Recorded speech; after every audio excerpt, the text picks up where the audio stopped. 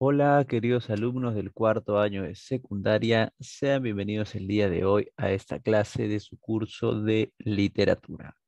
Queridos alumnos, espero que todos ustedes se encuentren muy bien de salud. Espero que les esté yendo excelente en el desarrollo de las clases en esta su aula virtual.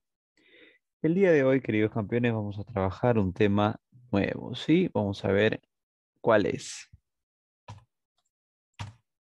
Hoy día veremos el tema número 19, el que corresponde a la literatura romántica de Europa y América. ¿Ok? Hoy día veremos el tema 19, que corresponde a la literatura romántica de estos dos lugares. Y en este caso, pues vamos a revisarlo, pero teniendo en cuenta dos autores, ¿no? Uno de cada localidad. Y en base a ello, pues vamos a ir estudiando y profundizando al respecto. Mucha atención, chicos, aquí. Eso sí, tengan su libro a la mano. De esa forma van a poder revisar mucho mejor el tema y vamos a poder profundizar en él. Veamos entonces lo que corresponde al tema 19. Atentos aquí.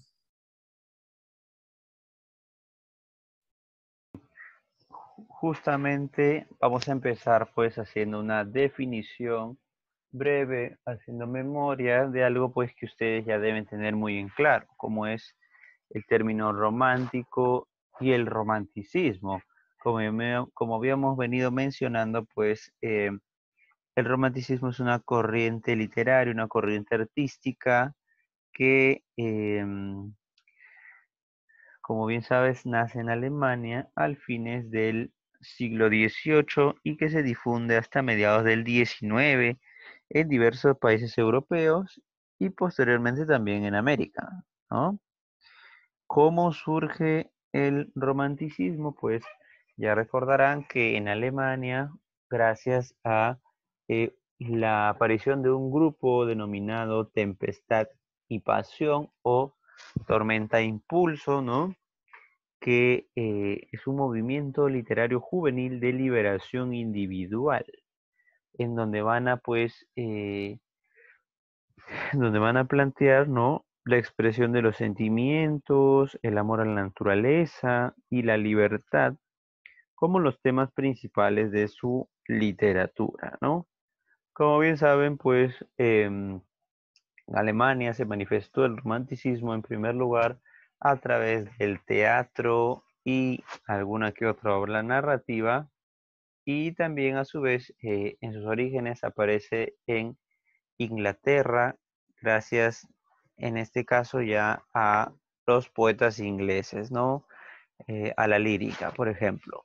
Romanticismo existe, no te olvides, no solamente en hablando pues en literatura, en prosa, en verso, sino que también existe el romanticismo como una corriente literaria, ¿no? Que se va a manifestar también en la pintura, como ves aquí, o que también se va a manifestar en las ideas políticas, ¿no? Hoy en día este término, ¿no? Romántico, si bien hace referencia a lo que puedes apreciar aquí, ¿no? Como a las personas, pues, como se dice, sentimentales, amorosas, también el término romántico hace referencia a las personas idealistas, ¿no? Aquella persona que tiene un deseo, un sueño y lo persigue, ¿no? Aquella persona que desea alguna fantasía, vive una utopía, se le suele llamar también romántico, ¿no? Esto pues como sinónimo del término idealista, ¿ya? Muy bien, ¿qué más tenemos por aquí? Algunas pinturas más muy relevantes, ¿no? Muy recordadas. No te olvides que el tema de la Divina Comedia es un tema, como se dice, predominante o muy repetido en la pintura romántica, ¿no?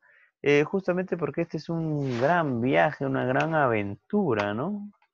Eh, claro que sí, ¿no? Muy bien, sigamos.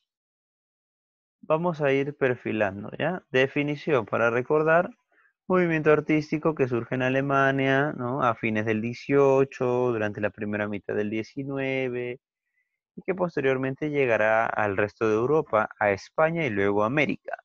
justamente hemos visto más o menos un recorrido del romanticismo, ¿no?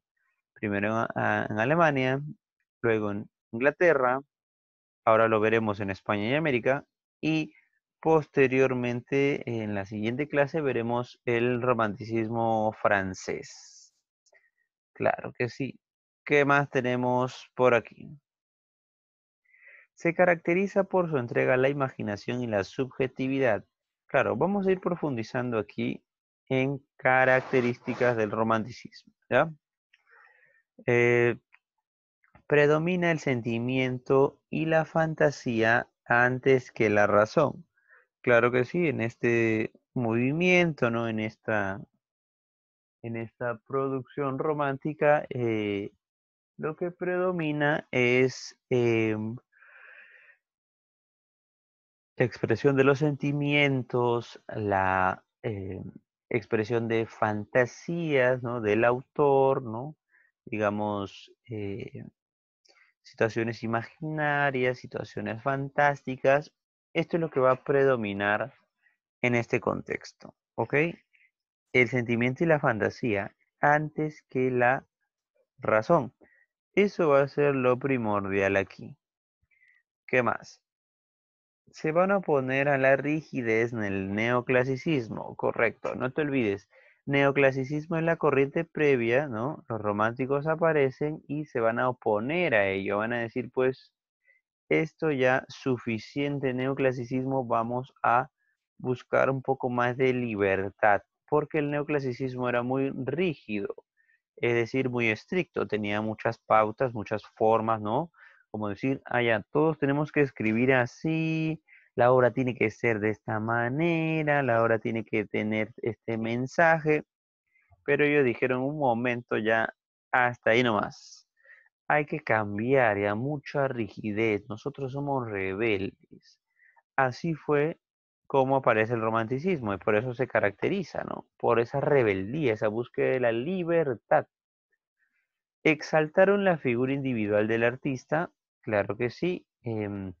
Ellos van a darle este renombre, este valor que se merece el artista, ¿no? Lo van a, de alguna forma, también engrandecer, ¿no? Como se dice, lo van a poner en un pedestal. ¿Qué más? Proclaman la libertad de creación, ¿no? Libertad en todos los sentidos, también hasta en un sentido político. Y ya sabes que surge en Alemania con tormenta e impulso o tempestad y pasión, ¿no? El Sturm und Drang de Wolfgang von Goethe, ¿no? Aunque obviamente Goethe no fue el único. También aquí pertenecen algunos autores como von Klinger, entre otros, ¿no? Muy bien, ¿qué más? Ahora vamos a hablar justamente de nuestra literatura en América en América y en España, ¿no? Vamos a empezar primero hablando del romanticismo en Norteamérica, representado pues en la figura de Edgar Allan Poe. Antes de hablar directamente de nuestro escritor, que seguro tú ya bien conoces, ¿no? Edgar Allan Poe es un escritor, como se dice, de culto, ¿no? Como se dice, un escritor muy famoso, muy recordado. Eh, Vamos a mencionar algunos datos del romanticismo estadounidense, ¿no? Bueno, acá figura como romanticismo americano. Claro, es América, ¿no? ¿Cuándo ocurre esto? ¿No? El romanticismo en Estados Unidos acontece al finalizar la lucha por la independencia, ¿ya? Al finalizar la lucha por independencia de los Estados Unidos y cuando ya es reconocido como una república independiente. Ahí es cuando aparecen las primeras manifestaciones de esta literatura que ya va a ser genuinamente norteamericana, genuinamente estadounidense, ¿no? Claro que sí, ya va a ser autónoma en este periodo. Recuerda que Estados Unidos se independiza en 1776. Para esta fecha, pues ya era una república como tal. Em, ¿Qué autores tenemos además de Edgar Allan Poe? Podríamos mencionar a Walt Whitman, el gran poeta, al narrador Nathaniel Hawthorne, a también algunos otros narradores como Washington Irving, ¿ya? Estos son los más, pues, representativos. Ahora bien, sobre Edgar Allan Poe, ¿qué podemos mencionar? Atención aquí. Mira, Edgar Allan Poe es muy recordado, ¿ya? Él es un poeta norteamericano, nace en Baltimore, en su ciudad de nacimiento, también fue donde terminará falleciendo algunos años más tarde. No muchos, vivió muy poco, nada más unos 40 años.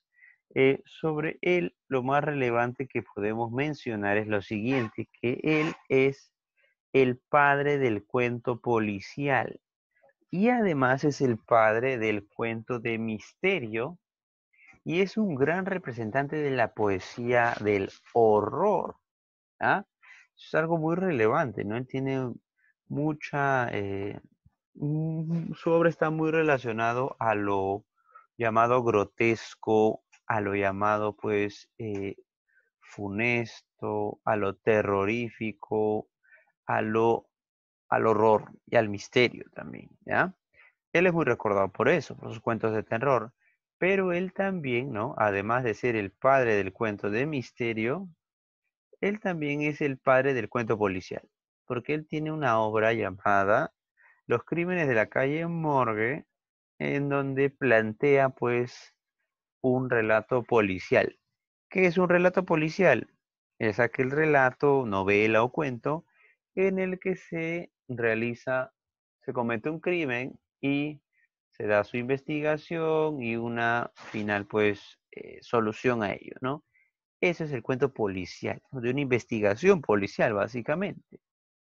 En su obra, pues, Los crímenes de la calle Morgue, ¿no? Donde describe, pues, un asesinato de una madre y su hija en su departamento, el cual viene a ser investigado, ¿no? Primero se manejaba, pues, varias variables, ¿no? Se creía que era un marino francés el que había cometido el crimen, ¿no? Por otra parte, tenemos también sus cuentos de terror, ¿no? Como son, pues, El gato negro, Corazón delator, entre otros, ¿no? Bueno, estos son los más relevantes. Pero también tiene una poesía muy interesante, como es algunos poemas de su libro llamado El Cuervo y otros poemas, que es una compilación. Ahí justo destaca el poema El Cuervo, el poema Annabel Lee, entre otros, ¿no? Eso sí es muy relevante. Esos son algunos datos interesantes, ¿no? Por ejemplo, en un fragmento del poema El Cuervo, ¿no? Que, bueno, básicamente el poema El Cuervo trata sobre un hombre que se encontraba leyendo sentado en su habitación una noche, cuando de pronto, pues, oye unos ruidos, le tocan a la puerta, llaman por su ventana y cuando abre esta de par en par, se da cuenta que es un cuervo negro que llega y se posa el, em, sobre el busto de Palas Atenea, ¿no? Sobre una pequeña estatua que tenía allí de Atenea, se posa sobre esta y el hombre, pues, sorprendido por esta visita, un hombre, pues, que a medianoche se encontraba leyendo un libro y también, pues, entristecido por la muerte de su esposa Leonora, le empieza a hacer algunas preguntas al cuervo al inicio, siente que es una entidad que viene a hacerle compañía, pero luego se torna todo un poco más fúnebre, le empieza a hacer preguntas al cuervo porque éste podía hablar, pero lo único que decía era nunca más. Hay un fragmento, ¿no? Dice, pero el cuervo, induciendo todavía mi ilusión a sonreír, me impulsó a empujar de súbito una silla con cojines delante del pájaro, el busto y la puerta. Entonces, sumergido en el terciopelo, empecé yo mismo a encadenar ilusión tras ilusión, pensando en lo que aquel siniestro pájaro de antaño, en lo que aquel torvo, desgarbado, espantoso, descarnado y siniestro pájaro de antaño quería decir al gemir nunca más. Es un poema, chicos, no se confundan, no es un cuento, pero es un poema narrativo, ¿no? Un poema en el que nos narra una situación, ¿ya? Eh, Acá tenemos algunas imágenes, por ejemplo, en el lado izquierdo del llamado cuento pues El corazón delator, que es la historia de un asesino esquizofrénico que sufre alucinaciones y paranoia porque ha cometido un crimen en la habitación de un hombre al que ha asesinado, ¿no? Al que le ha arrancado el corazón, un anciano adinerado, y aquella misma noche pues es descubierto el crimen y el asesino pues le había terminado arrancando el corazón a este hombre y lo había ocultado debajo de las maderas del suelo. Cuando llega la policía y empiezan a investigar, se dan cuenta que el asesino, ¿no? Pues al final confiesa el crimen, tanto se detuvieron conversando que el asesino pues empezó a alucinar que el corazón seguía latiendo, sentía que lo oía y su remordimiento lo hizo confesar, ¿no? Y en el lado derecho tenemos la imagen, pues, de los crímenes de la calle Morgue. Al final, chicos, se descubre que quien había asesinado a la señora y a la hija era un gorila que un marinero mercante había traído y tenía oculto, pero que se le había escapado, ¿no? Era un gorila el asesino finalmente. Ok, vamos a ver qué más tenemos por aquí. Ahora sobre nuestro autor Gustavo Adolfo Bécquer, poeta español muy importante. Vamos a mencionar alguna información respecto a su vida, quien también vivió muy poco, ¿no? Gustavo Adolfo Bécquer fue un joven que quedó muy huérfano de muy pequeño junto a su hermano Valeriano, quien más adelante se convertiría en un gran pintor. Gustavo Adolfo Bécquer adopta ese nombre, ¿no? Pero su nombre original es Gustavo Adolfo Domínguez Bastidas, ¿ya? Eh, ¿Qué de relevante tiene la obra de Bécquer? Bueno, para empezar, él es un poeta muy recordado, ¿no? Pertenece al romanticismo español. En este caso, pues el romanticismo en España surge en el siglo XVIII, pero más o menos a partir de los años 30, ¿ya? En los años 10 y 20 recién se empezó a discutir, ¿no? Si es que estas ideas románticas serían buenas, si son interesantes, se empezó a leer, a discutir estos autores y a partir del 30 ya se empezaron a publicar las obras del romanticismo español, ¿no?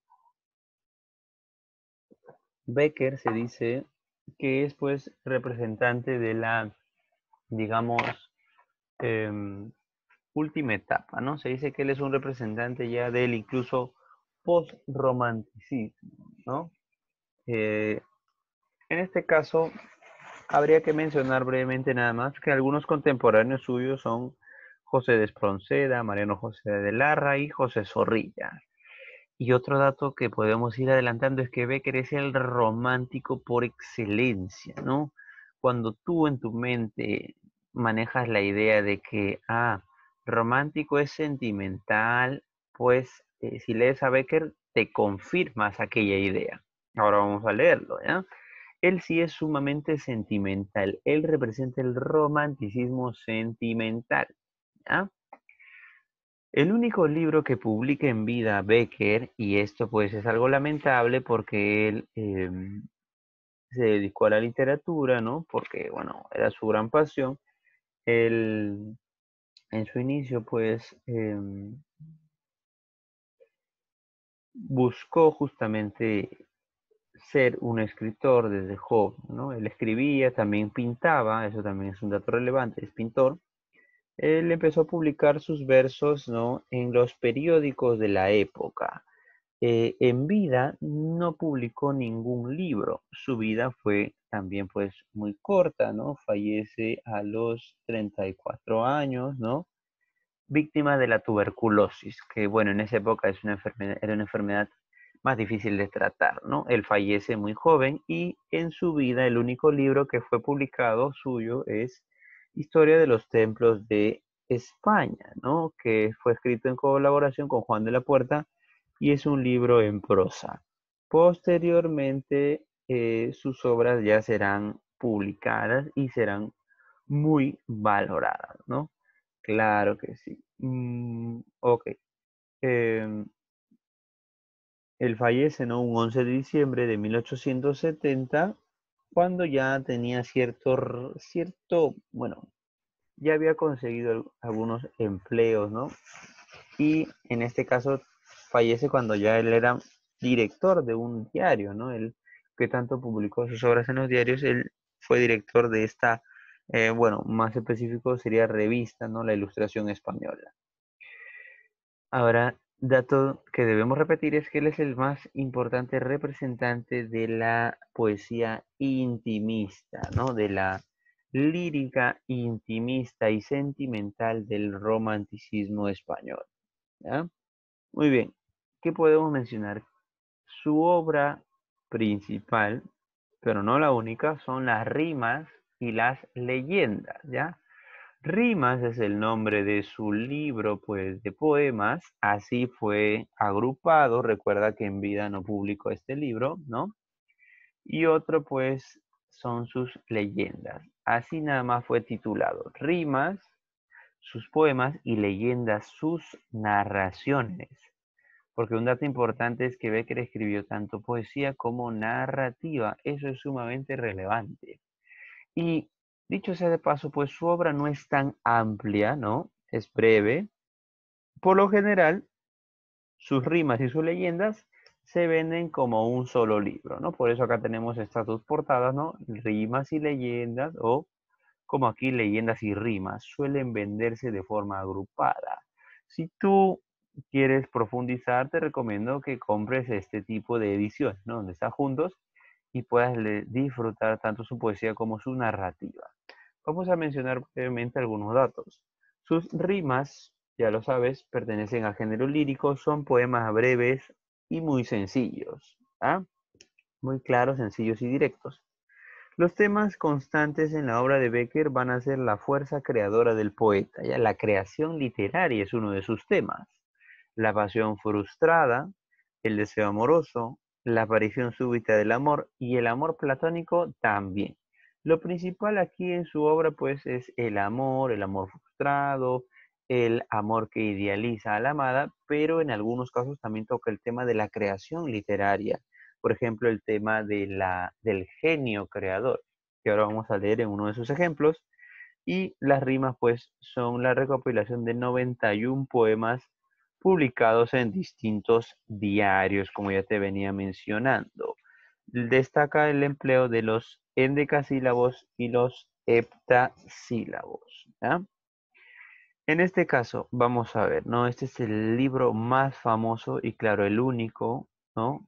La única obra poética de nuestro autor. Toda su antología está aquí, en estos versos cortos y de rima asonante. Fíjate en la rima 4, ¿no? No digáis que agotado su tesoro de asuntos falta, enmudeció la lira. Podrá no haber poetas, pero siempre habrá poesía.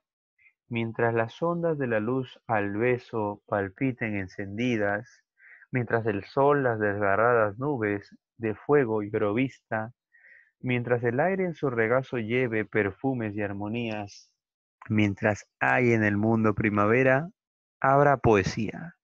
Mientras la ciencia descubrir no alcance las fuentes de la vida, y en el mar o en el cielo hay un abismo que al cálculo resista, mientras la humanidad siempre avanzando no sepa a dó camina, mientras haya un misterio para el hombre, habrá poesía. Mientras se sienta que se ríe el alma sin que los labios rían, mientras se llore sin que el llanto acuda a nublar la pupila, mientras el corazón y la cabeza batallando prosigan, mientras haya esperanzas y recuerdos, habrá poesía. Mientras haya unos ojos que reflejen los ojos que los miran, mientras responde el labio suspirando al labio que suspira, mientras sentirse puedan en un beso dos almas confundidas, mientras existe una mujer hermosa, habrá poesía, ¿no? Eh, en esta rima 4 el tema que destaca sería pues la persistencia de la poesía, o en general la persistencia del arte a través de pues los vericuetos de la vida, ¿no? O los obstáculos que puedan existir, ¿no? Esta es una defensa del arte en sí, ¿no? Por ejemplo, en este fragmento, ¿no? Eh, Mientras haya en el mundo primavera, habrá poesía. Y claro, también esto se puede entender como una serie de motivos poéticos, ¿no? La primavera, la mujer hermosa, ¿no? Básicamente está mencionando su fuente de inspiraciones, ¿no? Mientras eso exista, siempre habrá poesía, nos dice, ¿no? Incluso podrá no haber poetas, pero siempre habrá poesía. También nos menciona pues aquí la idea de que la poesía es algo más que simplemente un cúmulo de versos, ¿no? La poesía es, esta es una idea que yo también tengo, es una forma de ver el mundo, ¿no? Muy bien. Y también esta muy famosa rima 53 que dice lo siguiente, ¿no? Volverán las oscuras golondrinas en tu balcón sus nidos a colgar, y otra vez con el ala sus cristales jugando llamarán. Pero aquellas que el vuelo refrenaban tu hermosura y mi dicha a contemplar, aquellas que aprendieron nuestros nombres, esas no volverán. Volverán las tupidas madreselvas de tu jardín las tapias a escalar, y otra vez a la tarde aún más hermosas sus flores se abrirán. Pero aquellas cuajadas de rocío cuyas gotas mirábamos temblar y caer como lágrimas del día, esas no volverán. Volverán del amor en tus oídos las palabras ardientes a sonar, tu corazón de su profundo sueño tal vez despertará, pero mudo y absorto y de rodillas como se adora a Dios ante su altar, como yo te he querido, desengáñate, así no te querrán. Aquí pues el tema sería el amor frustrado, ¿no? El amor que se termina. Correcto. Y claro, una evocación totalmente nostálgica, ¿no? Muy bien, chicos, esas son las rimas. Y finalmente las leyendas son, como su nombre le indica, ¿no? Leyendas que por lo general se basan en una temática pues relacionada a la cultura española. Muchas de ellas son literalmente leyendas españolas de la época que Becker supo traducir, ¿no? El carácter legendario y exótico es lo que destaca y también pues esa capacidad de crear una atmósfera de terror y misterio. Porque chicos, así como Becker puede ser muy sentimental y romántico en sus rimas, sus leyendas son otro mundo, son otra volada, otra historia, otro estilo. Aquí las leyendas continúan el camino pues de Edgar Allan Poe, pese a que pues no hay una correlación directa, no se sabe si lo llegó a leer, es en realidad poco probable. Las leyendas también continúan este correlato, ¿no? Son historias de terror y de misterio, ¿ya? Son historias de terror y de misterio. Exploran también el tema de lo grotesco. Eh, Muchas de estas, por ejemplo, muchas de estas tocan el tema, ¿no? De lo exótico, lo legendario y también pues lo misterioso y lo terrorífico. Por ejemplo, las más relevantes son La Jorca de Oro, Los Ojos Verdes, El Rayo de Luna, Maese Pérez el Organista, entre las más recordadas, ¿no? Em, Estas están escritas pues con una prosa elegante y pura, ¿no? Con un fondo lleno de poesía y espiritualidad. En estas historias la temática común es la siguiente, ¿no? Son historias de fantasmas, de aparecidos, de seres místicos de los bosques, y por lo general se repite un esquema en estas historias, que es el siguiente, ¿no? Que alguien rompe una prohibición y luego recibe el castigo. Otro tema presente es, además de la prohibición, sería la locura y la figura femenina como una representación de lo diabólico. Por ejemplo, en la historia de los ojos verdes o en la historia de la Jorca de Oro. La Jorca de Oro, por ejemplo, ¿no? Esta recordada historia trata sobre Pedro Alfonso de Orellana, un hombre supersticioso y valiente que está perdidamente enamorado de María Antúnez, una muchacha caprichosa y de una hermosura diabólica. La joven María, ¿no? Que tenía pues a Pedro, como se dice, colgando de sus manos, una, un día pues queda fascinada por la jorca de oro que rodea el brazo de la Virgen del Sagrario en Toledo. y le exige a Pedro que se la consiga, ¿no? Una jorca, pues, es un brazalete, ¿ya? María vio el brazalete de la Virgen en la iglesia de Toledo y le pide a Pedro que se la consiga, que ella la quiere usar, la quiere tener. Pedro, pues, un hombre supersticioso, le dice que no, que eso sería sacrílego, un pecado, que cómo le puede conseguir ello es imposible. Pero la muchacha, pues, termina por convencer, ¿no? Con su, pues, con sus, como se dice, dotes, ¿no? Logra convencer al muchacho que, pues, está muy enamorado de ella y este, pues, el día de la octava de la Virgen, en una noche, ¿no?